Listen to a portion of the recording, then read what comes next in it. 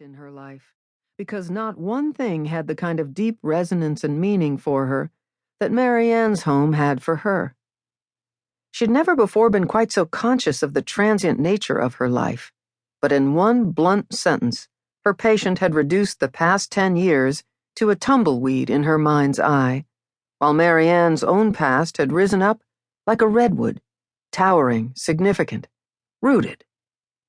After that, she'd felt so aware of how alone she was, that she'd let every friendship she'd left behind wither on the vine and die, that she'd done a crap job of making new friends since she'd moved to San Diego, that her last boyfriend, Marcus, hadn't been missed from the day she'd rolled him out of bed and out the door for the last time. Those revelations had led to online perusals of Copper Ridge, which had led to an ad she hadn't been able to get out of her head. Long-term lease, perfect for a private residence or bed and breakfast. From there, she'd examined her savings, done estimated profit and loss based on exhaustive research of similar businesses, and before she'd quite realized what she was getting herself into, she'd committed. Committed to leaving the career she'd spent more time in school for than she'd spent actually practicing. For the first time in 10 years, she'd agreed to an extended time frame in one location. And for the first time in 10 years, she was headed back to the one place she'd ever called home.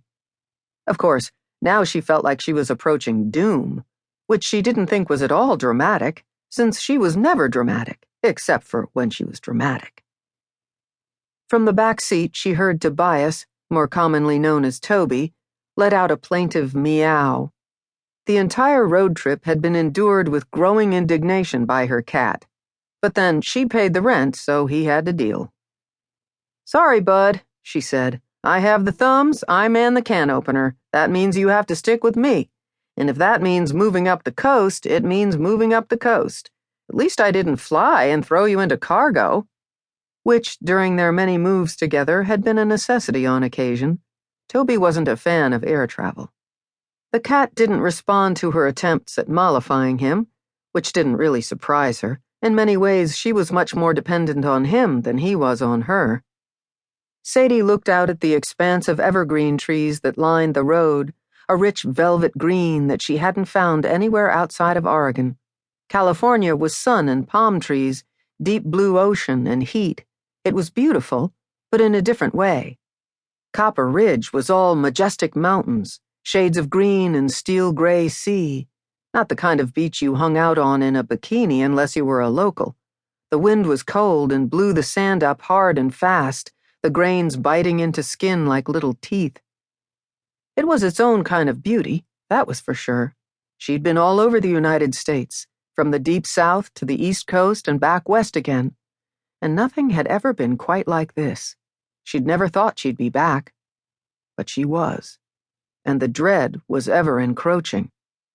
Suddenly, the car engine started to growl, and she pushed down the gas pedal, hoping to feel it rev again, only to be disappointed. "Oh, frickety frick," she muttered as she pulled to the side of the road, and the engine went totally silent. Gas had apparently been needed sooner than expected. She leaned forward, pressing her head against the steering wheel. I knew it was doomed. I knew I was doomed. She straightened up and looked backward at Toby. "Don't start. Don't get judgy."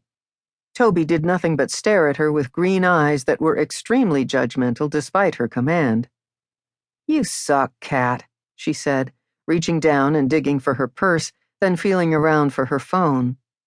She pulled it out and saw one bar of service. Oh, right, because that's what you got for moving away from civilization and settling in the absolute sticks. She tapped her fingernails against the side of the phone and contemplated who to call. She didn't really know anyone in town anymore. Her own parents had moved away ages ago, and she wouldn't call them even if they hadn't. Thankfully, she could get roadside assistance, but what a freaking pain.